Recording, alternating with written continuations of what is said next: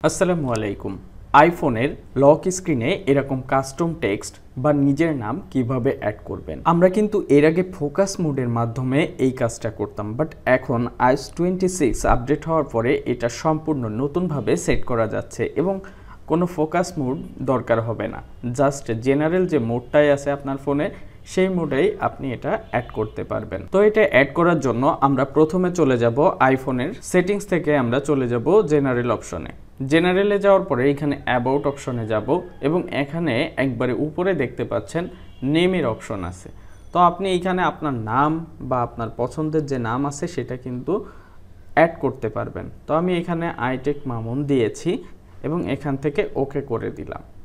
এখানে আপনি যে কোনো টেক্সট অ্যাড করতে পারবেন, নাম, ফোন নাম্বার, আপনার ইচ্ছা মতো যেটা আছে সেটা।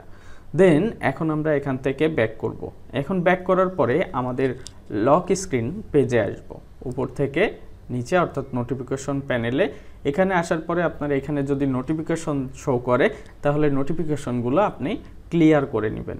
নোটিফিকেশন ক্লিয়ার করার পরে এরকম ইন্টারফেস থাকবে, জাস্ট এখানে ট্যাপ করে ধরবেন।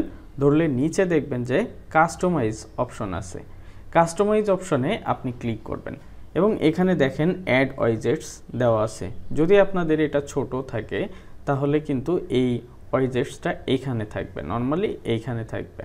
তো এইখানে থাকুক আর যেখানে থাকুক আপনি এই অ্যাড ওয়াইজেটস এটার উপরে ট্যাপ করবেন। এখানে ট্যাপ করার পরে একটু নিচের দিকে চলে যাবেন, দেখবেন যে ব্যাটারিজ অপশন আছে। এই ব্যাটারিজ অপশনে ক্লিক করবেন। এখন এখান থেকে আপনি যেহেতু এটা অ্যাড করতে চাচ্ছেন সেহেতু এটাকে ট্যাপ করে ধরে এটার উপর ছেড়ে দিলেই হবে।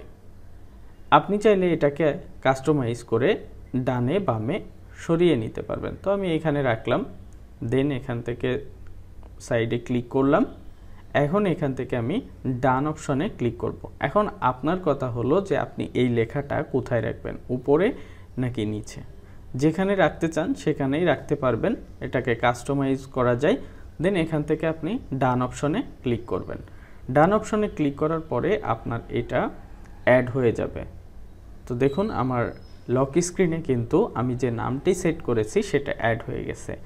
iOS 26 এই ফিচারটি আমার কাছে ভালো লেগেছে, আপনার কাছে কেমন লেগেছে কমেন্ট করে জানাবেন। এই ছিল আজকের ভিডিও, আশা করি ভিডিওটি ভালো লেগেছে। যদি ভালো লেগে থাকে তাহলে অবশ্যই লাইক ও বন্ধুদের মাঝে শেয়ার করতে ভুলবেন না। আর এখনো পর্যন্ত আমার চ্যানেলটি সাবস্ক্রাইব না করলে এখনই সাবস্ক্রাইব করে নিন। এই ধরনের নতুন নতুন টিপস অ্যান্ড ট্রিক্স পেতে অবশ্যই চ্যানেলটি সাবস্ক্রাইব করে রাখুন।